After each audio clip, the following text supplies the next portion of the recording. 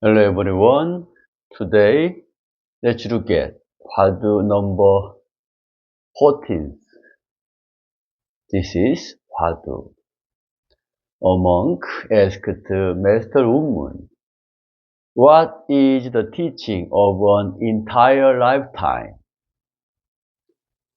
Master Unmun said, "A statement in response to one."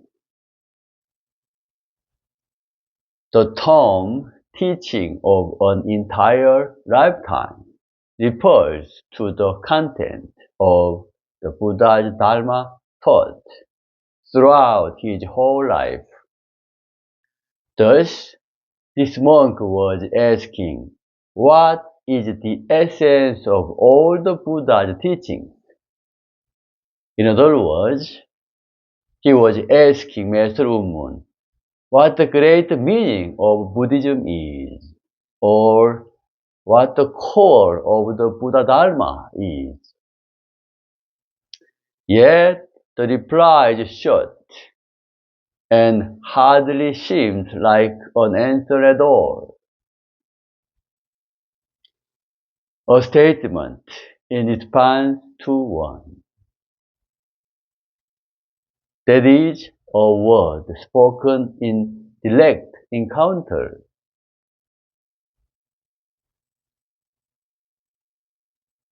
Again, this means nothing more than a word spoken in response to the question. To compare this question and answer with another example, suppose a person learning cooking asks about the essential recipe. The method of preparation or the secret behind the flavor of the most famous and delicious dish.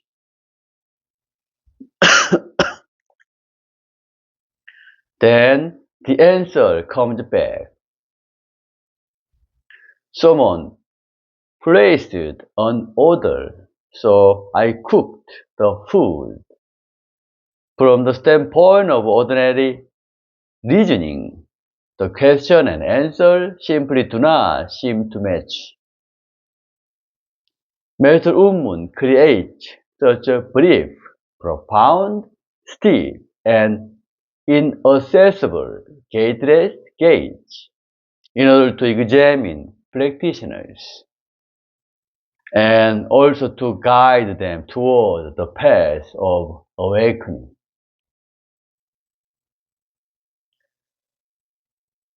A statement in response to one.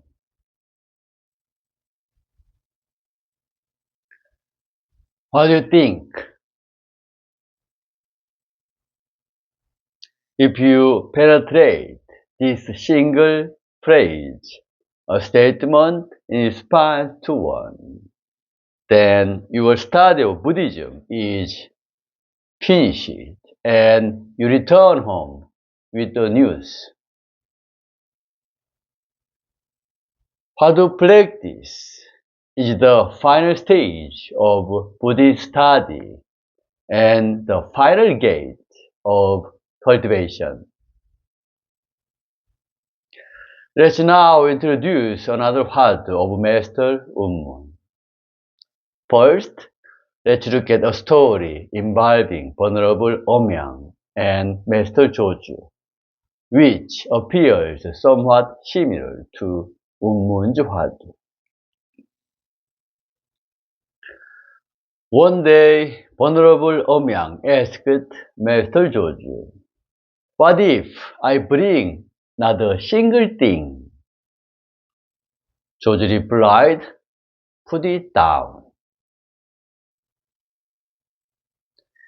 Omyang asked again, "If I have not brought a single thing, what is there to put down?"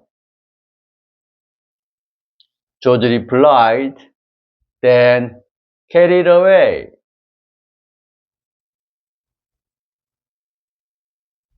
At these words, Venerable Omyang is said to have attained great awakening. Now, let's examine another part of Master Unmun.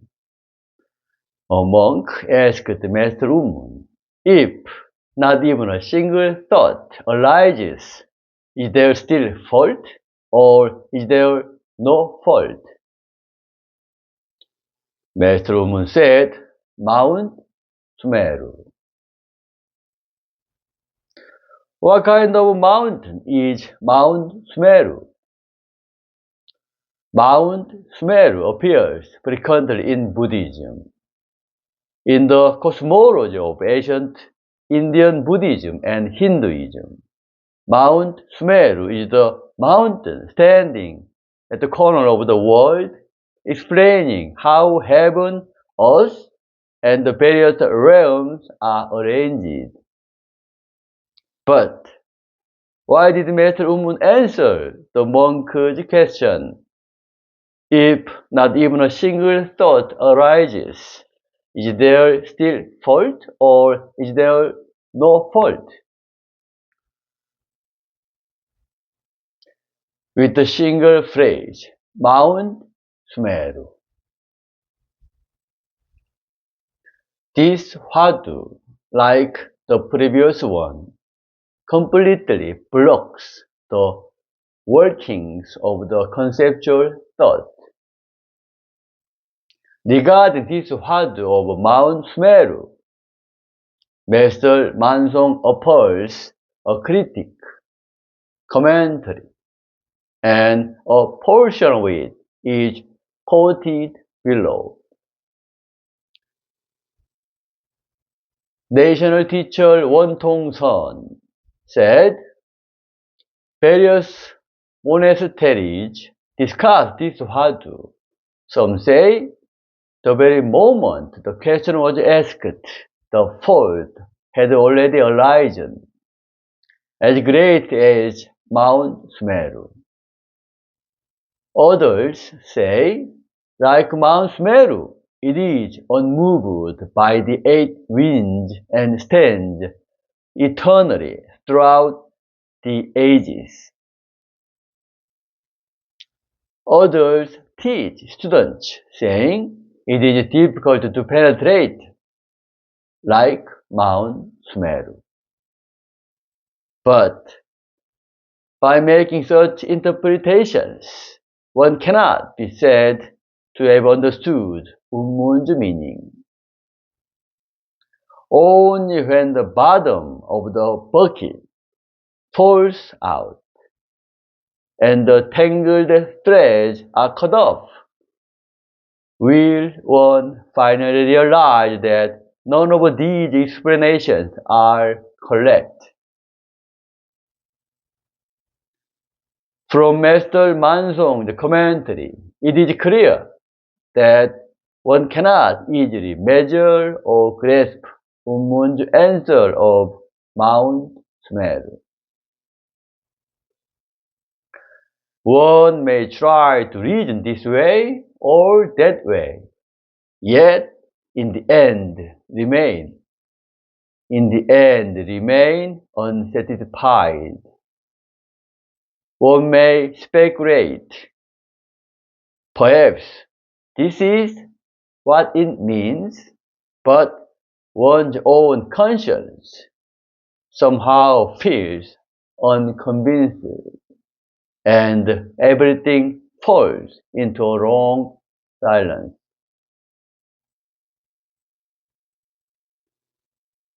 Hwadu practice is not about reading a dialogue and then thinking, perhaps it means this, or perhaps it means that. It is not a game, nor a clever riddle to be solved. When you see an automobile passing by, you immediately know it is an automobile. When you meet your mother in the marketplace, you immediately know it is your mother. It is like that. You see directly and know directly. You hear directly and know directly. If you begin wondering, is it this or is it that? Then you simply do not know the Hwadu. Then what should be done? Suppose there is a hot air balloon, a large round balloon with a basket attached beneath it, carrying people through the sky. Pull the balloon to a rise high into the air. Heat is applied so that the air inside the balloon becomes hot. As the air expands, its density decreases. It becomes lighter than the cooler surrounding air. And so the balloon rises upward, just as wood floats on water. In films, we sometimes see people throwing objects out of the buckets in order to make the balloon ascend more rapidly. The lighter it becomes, the more easily it rises. The balloon rises higher and faster the lighter it becomes. In a similar way, one might say that emptying and emptying oneself leads to awakening. Then, how should one empty and empty oneself in order to attain awakening and break through Hwadu, such as a statement in response to one, or Mount Sumeru? Entering the state of freedom, the world of enlightenment. In Buddhism, this process of emptying and emptying is called the joint cultivation of concentration and wisdom. This expression may also be rendered as clear and still, or still and clear. The phrase joint cultivation of concentration and wisdom means cultivating meditation and wisdom.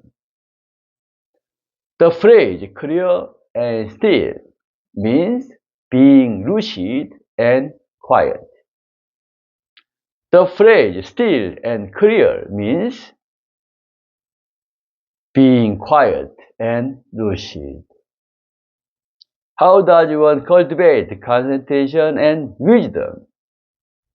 How does one maintain a state that is both still and clear? The very path of this cultivation and the awakening that results from it consists in investigating Hwadu and breaking through it. What is called holding a Hwadu, investing a Hwadu, doubting a Hwadu? At the very moment one investigates a Hwadu, concentration is immediately present, and wisdom is immediately present. One immediately becomes quiet and immediately becomes clear.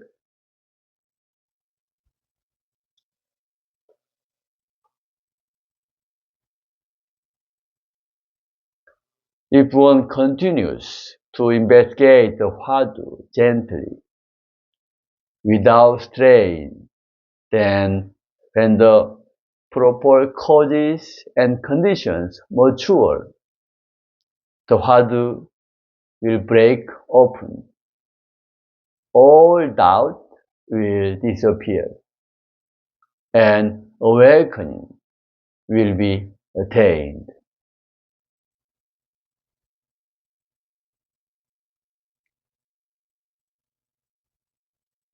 The Buddha accomplished this alone. Rather, as the Sangha was formed, communities of dedicated practitioners practiced together. This noble path of freedom, this path of cultivation has been transmitted continuously down to the present day. At the end of every field of learning stands Buddhism. At the end of Buddhism stands Zen. How should one live the remainder of one's life?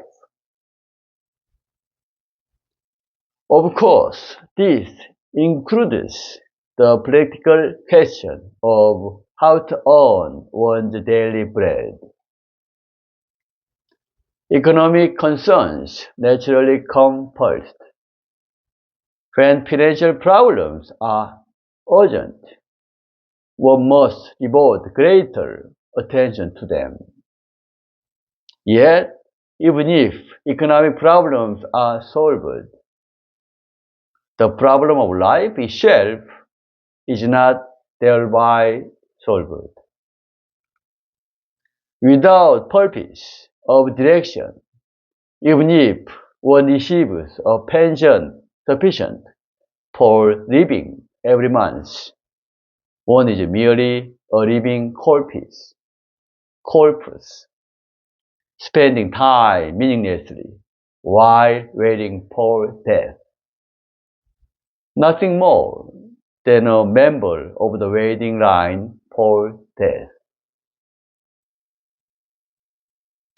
Even if one never breaks through a hurdle and attains awakening,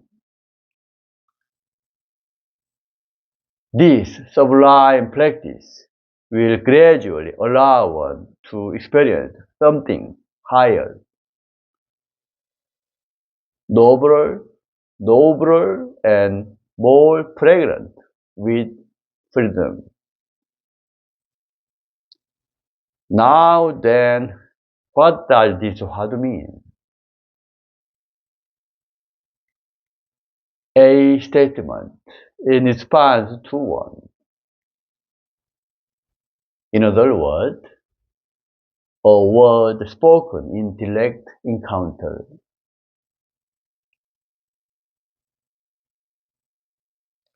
Now, I read a verse to this word.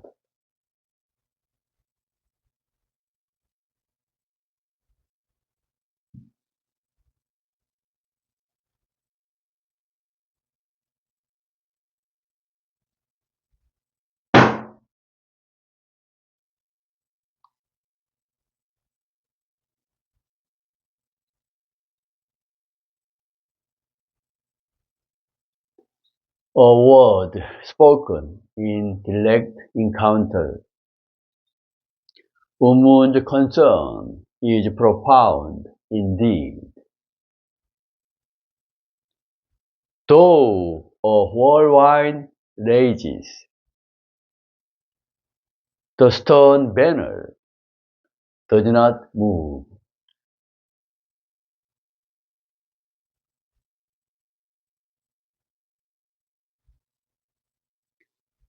Today, let's call it a day.